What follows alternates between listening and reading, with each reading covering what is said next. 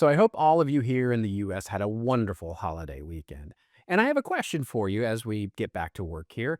What if the secret to surviving 2025 as a marketer isn't more speed, more tools, or honestly more AI, but picking a different pair of glasses? Now, not the stylish ones that you bought during your trying to look like a startup tech person phase. No, I mean the lens you use to see your own work. What if the thing you're missing isn't productivity, but permission?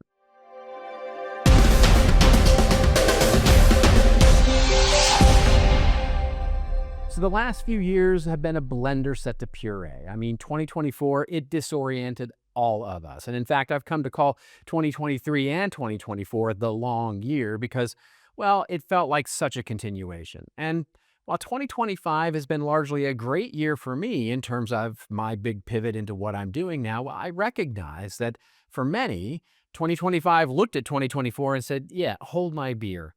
Yeah, marketers are under stress as we end this year. I see you. I see you. And in many teams now, I see marketers have become, well, the designated Hogwarts house elves of the corporate world. We nod a lot to the avalanche of requests and prompts and ideas and say, sure, absolutely, coming up right away. But coming off the holiday weekend, I found myself thinking a lot about, well, gratitude as one does. Not the performative social media kind where everybody thanks their incredible network and pretends they discovered vulnerability yesterday. No, I'm talking about the quiet, grounding kind of gratitude, the kind that makes you ask, what eyes am I using to see this moment? Because let's be real, for most of us right now, we default to the rushed lens, the overwhelmed lens, the I'm falling it behind at everything and probably should go live in a forest lens. Like lately, though, I've been experimenting with a different kind of lens, at least partially always trying to reach out for the gratitude lens. It's wild how much it changes, not just what you see, but the speed at which you move through the world. So let me give you a story. Earlier this year, I worked with a nonprofit. Their CEO was under intense pressure to speed up with AI. More campaigns, more content, more donor outreach, more, well, everything.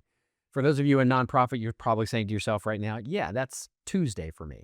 Well, the CEO in this case did what every responsible leader in 2025 is supposedly supposed to do, and he experimented with the tools, ran pilots, tried automations, let AI poke around all the places where only human brains used to go, and he did something that was, well, absolutely scandalous. He told the team, slow down. Not metaphorically, not let's be intentional as code for I want to sound thoughtful while we sprint toward the race line, but no, he said, let's pause. He paused the whole system for weeks. And in that slowdown, they actually focused on creativity. They refocused on what they could add to a piece of work. Now, they didn't lose momentum, they just built something new.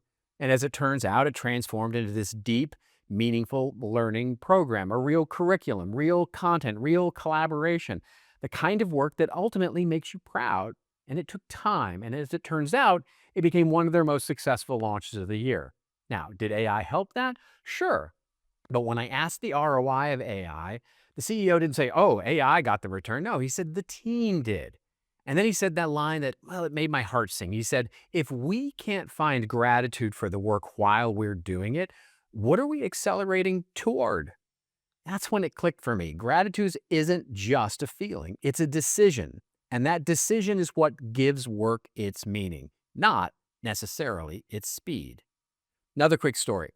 Quick example at Content Marketing World's Executive Forum this year. So AI comes up like it does, loudly, constantly, and with the energy of that, new guy who always puts his tuna sandwich in the microwave.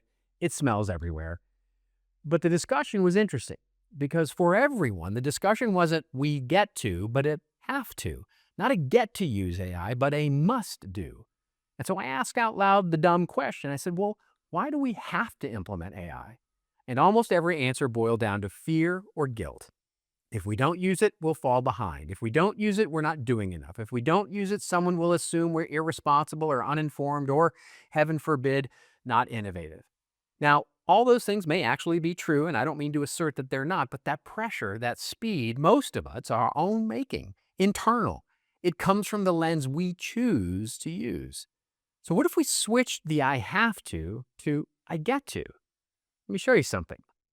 I have to finish this campaign. Maybe it becomes I get to shape something real in a moment when real things are rare. I have to keep up with AI becomes I get to bring humanity into the AI space where humanity suddenly stands out and differentiates. What if I have to prove my value becomes I get to show up with meaning, not just output? Now, again, this isn't meant to be some kind of magic elixir. It's not going to make the hard work easier. It doesn't magically make deadlines disappear. Gratitude isn't a cheat code. It's interesting. It's what it does do is that it creates valuable friction. Oh, look what I did there. I promoted my book without even promoting my book. That's valuable friction, available at valuablefriction.com. Anyway, it's the kind that slows you down just enough to remember why you care in the first place. It puts you into the work. Now, last year, right around this time, I joked in my keynote presentation at Content Marketing World that marketers were turning into the knights of meh, just tinkering with tools and polishing processes until everything, felt rather flat, where it wasn't hatred or it wasn't passion. It was sort of like meh. This year, arguably, it got worse.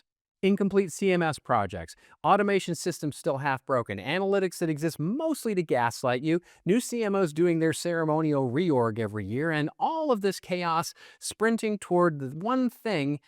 Well, it's not the thing that keeps us stable. It's not better tools, it's gratitude. Because with gratitude, you get to craft the strategy with clearer eyes. You get to create without drowning in comparison. You get to show up for your people with presence instead of just performance. And again, gratitude doesn't make things easier, but it makes them more meaningful. It puts us into the work. And wrestling with that tension can change everything, I promise you. As this year winds down, I keep coming back to the same truth. You can't control the world's pace, but you can control yours. Albert Schweitzer once wrote, "We all live spiritually by what others have given us in the significant hours of our life.